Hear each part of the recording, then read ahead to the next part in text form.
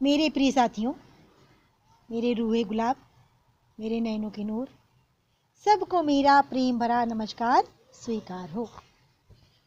आप सबने वो गीत सुना है, मैया मोरी मैं नहीं माखन खायो री, मैया मोरी मैं नहीं माखन खायो, भोरी भयो गईयन के पाछे, मधुबन मोही पठायो री, मैया मोरी मैं नहीं माखन खायो। क्या बता सकते हैं ये पद किसने लिखा? हाँ, ये लिखा है सूरदास ने।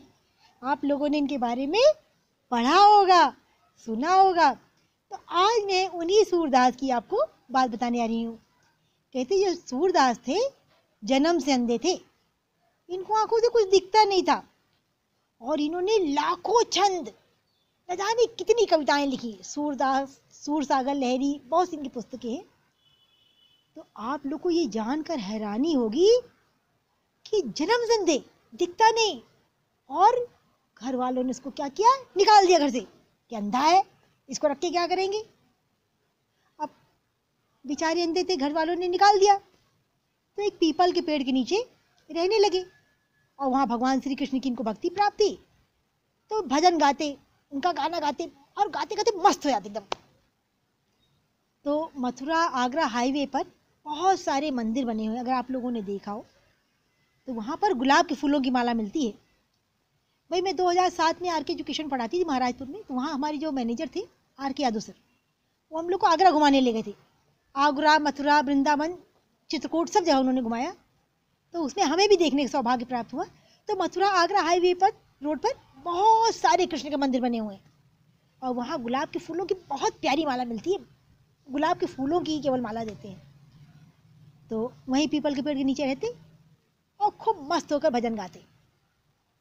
तो वहाँ पर कुछ लोग आए, उन्होंने देखा अरे ये हाईवे रोड पर बैठकर पीपल के पेड़ के नीचे अपना गाता है। उन्होंने कहा ऐसा है, वहाँ पर बहुत सारे मंदिर है, तो मंदिर क्यों नहीं चले जाते हो, वहाँ पर जाकर गाया करो। अच्छा भाई, इन्होंने सुना और ये चल दिए, जाकर वहाँ पर चले गए। तो साहित्यकार कहते हैं, इतिहासकार ये बताते हैं कि आज से करीब 1500 ईस्वी शताब्दी में इनका जन्म हुआ था। तब ये जो है धरती पर आए थे, इनका यहाँ पे जन्म हुआ। लगभग आज से 500-600 साल पहले की बात है। तो भाई लोग बताते हैं कि इनको भगवान के दर्शन होते थे। और भाई देखो, मैं तो मानती हूँ, क्योंकि इसमें कहीं ना कहीं सच्चाई जरूर होगी, नहीं तो कैसे संभव है। तो इतिहासकार कहते हैं कि जब ये भजन गाते तो भगवान को इनके दर्शन होते थे और भगवान खुद आकर इनका भजन सुनते थे। अब कितना सच है कितना झूठ मैं तो नहीं जानती, लेकिन मैं यकीन करती हूँ, क्योंकि मैं पढ़ती चली आई सूर साहित्य, लहरी वगैरह बहुत से, कहीं ना कहीं सच्चाई होगी तभी तो किताबों में आई है। तो एक घटना ऐसी हुई जिसने कि इनके पूरे जीवन में उथल पुथल मचा दी। वो ये जब मंदिर जाते तो भगवान श्री कृष्ण का सुबह सुबह श्रृंगार होता, उनको सजाया जाता। तो ये पुरोहित से कहते कि इनको पीले पीले कपड़े क्यों पहना देते हो, ये पीले वस्त्र में बिल्कुल भी अच्छे नहीं लगते हैं, पीला रंग इनको शोभा ही नहीं देता, ये क्यों इनको पहना दिया। तो जो वहाँ के पुरोहित थे ना, उन्हें बड़ा आश्चर्य हुआ, अरे इसको कैसे दिखता है। उन्होंने सूरदास से कहा तुझे कैसे दिखता है, तू कैसे जानता है। उन्हें अरे मेरे आंखें नहीं है तो क्या हुआ, मैं मन की आंखों से देखता हूँ और मुझे तो वो रोज मिलते हैं। अब जो वहाँ के पंडित थे ना, अचंभे में पड़ गए, भौचक्के के रह गए, ऐसा कैसे हो सकता है, जरूर कोई ना कोई चाल है, जरूर कोई ना कोई षड्यंत्र है। अगले दिन भगवान को सुबह नहलाया धुलाया और उनकी मूर्ति को हरे हरे वस्त्र पहना दी। अब पर्दा हटाया गया तो सूरदास भजन गा रहे थे, बोले अरे वाह क्या बात है, आज तो मेरा सांवरा सज गया, कितने सुंदर लग रहे हो। लोग आश्चर्य पर गए, जो कुछ गड़बड़ है। उन्होंने कहा चलो भगवान को कपड़े ही नहीं पहनाएंगे। तो उन्होंने क्या किया, अगले दिन भगवान को केवल पत्तों से ढक दिया और जब सूरदास आए, भजन गाने लगी, पर्दे को हटा दिया। अचानक सूरदास जी भजन गाते गाते बोले, अरे आज तो लगता भगवान भी बहुत गरीब हो गए, देखो आज तो ये पत्तों में आए हैं। अब तो सभी हैरान, अरे एक अंधा कैसे देख सकता है, इसको कैसे पता कि आज हमने भगवान को पत्तों से ढका है। तो मैं कहती हूँ मन की शक्ति में बड़ी पावर होती है, अगर हमारा मन सॉलिड हो ना, हम क्या नहीं कर सकते हैं। खैर मुझे एक आदमी मिला, वो मुझसे बोलता है, मैडम हम तो बहुत गरीब हैं। हमने सुन रखा था प्रेरक प्रसंग, पहले रेडियो पे आता था बहुत। हमने कहा सुनो, अपनी एक आंख दे दो, हमसे 10,000 रुपये ले लो। बोले क्यों?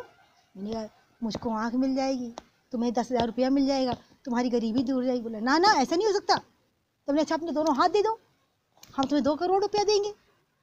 बोले ना ये कैसे पॉसिबल है? मैं अपना पूरा बैंक बैलेंस खाली कर दूंगी, अपना यार एक लीवर दे दो, जो कहोगे वो दूंगी। बोला ना ना ना ना ये तो हो ही नहीं सकता। मैंने क्यों? अभी तो आपने कहा मैं बहुत गरीब हूँ, मैं तो आपकी गरीबी दूर करने पे लगी हुई हूँ। भाई मेरे एक साथी को लीवर की आवश्यकता है, उसका लीवर खराब हो गया, वो दारू बहुत पीता था, और मुझे तो भाई आँख चाहिए। और मेरा एक साथी है, उसको हाथ की आवश्यकता है, उसके हाथ नहीं है। एक बच्चा मेरे क्लास में पढ़ता है, उसके पैर नहीं है, तो तुम अपने पैर दे दो, वो लोग बहुत संपन्न, तुम्हें बहुत धन देंगे। बोले ना मैडम जी ना, इस मामले में तुम्हें बहुत अमीर हूँ। मैं तो क्यों कहती हूँ ऐसा कि मैं गरीब हूँ? अरे भगवान ने हाथ दिया, पैर दिया, बुद्धि दी, आंखें दी, कमाओ खाओ। मेहनत सबसे अच्छा गुण है, आलस बहुत बड़ा दुर्गुण है। जो ये मानव शरीर पाकर भी मेहनत नहीं किया, धिक्कार है। कैसे कहते हो कि मैं गरीब हूँ? तुम्हारी तकदीर तुम्हारे अपने हाथ में है, जब चाहो अपनी किस्मत की रेखाओं को बदल लो। अब बुधन, मैं तो कहती हूँ कि जो ये विकलांगता है, अंगहीनता है, लोग कहते हैं ना अरे वो अंगहीन है, अगर हमारा मन सॉलिड हो, काम करने की प्रबल इच्छा हो, हमारे विचारों में श्रेष्ठता हो, ईश्वर पर अटूट भरोसा हो, विकलांगता कहीं आ ही नहीं सकती करीब, हैंडीकैप कहीं आ ही नहीं सकता। उस परमात्मा ने तो यार हमें सब कुछ दिया, इतना सुंदर शरीर दिया, आँख दिया, हाथ दिया, मुंह दिया, पैर दिया, हम किस चीज़ में गरीब हैं? बस मन की शक्ति को मजबूत रखो। अच्छा भाई, अब वो बोला मैं तो बहुत अमीर हूँ, यानी फिर ऐसा क्यों सोचते हो? उसके बाद वो चला गया। अब जो सूरदास थे, भगवान कहते उनको खुद दर्शन देते आते थे। वो अगर सूरदास के कई छंद पढ़ लो ना, तो सही कहते पूरे शरीर में एकदम जैसे 440 वाट का करंट लग जाता है, रोमांचित हो जाता है शरीर। जब वो लिखते ना, पिया बिन काली नागिन, पिया बिन नागिन सी काली रात, या मैया मोहे दाऊ बहुत खिंचायो। देखो ऐसा लगता है जैसे साक्षात पूरा का पूरा चित्रण आंखों के सामने आ रहा हो। कहते एक बार सूरदास जी कुएं पर नहा रहे थे, दिखता तो था नहीं, आंखें थी नहीं, तो कुएं में गिर गए। अब जब कुएं में गिर गए, भाई चोट भी लगी, कुएं में पानी ही पानी था, हम निकले कैसे? बड़े दीन भाव से दोनों हाथ जोड़ा, अपने कन्हैया को याद किया, बोला प्रभु आओ मुझे निकालो यहाँ से। कहते भगवान तब छोटा सा बालक का रूप उन्होंने बनाया, और छोटे से रूप में आकर उनको निकालने पहुँच गए। जब वो उनको निकालने लगे, तो जैसे उनको हाथ का स्पर्श मिला, वही हाथ पकड़े निकाल लेते। सूरदास जान गए, जिसे मैं ख्वाबों में ख्यालों में देखता था, आज वो मेरे हाथ आ गया है। उनको उसके स्पर्श का एहसास हो गया। अरे ये तो वही नटखट कन्हैया है, वही छलिया है जिसको मैं ख्वाबों में देखता हूँ, जिसको मैं ख्यालों में देखता हूँ, जो मेरे अंतर्मन में बसा हुआ है। उन्होंने कस के उनका हाथ पकड़ लिया। कहते ये इनके जीवन की एक अद्भुत घटना है। तो अब भगवान ने उनसे अपना हाथ छुड़ा लिया। तो सूरदास बोले बड़ा बढ़िया दोहा है, सुनोगे तो रोंगटे खड़े हो जाए। सूरदास जी बोले कि हाथ छुड़ाए जात हो, हाथ छुड़ाए जात हो, निर्बल जान के मोहे। हृदय से जब जाओगे सबल जानूंगा तो कि मैं कमजोर हूँ, दीनहीन हूँ, तो मुझसे अपना हाथ छुड़ा ले रहे हो। अरे जिस दिन मेरे हृदय से निकल के जाओगे तब मैं तुम्हें सबल मानूंगा।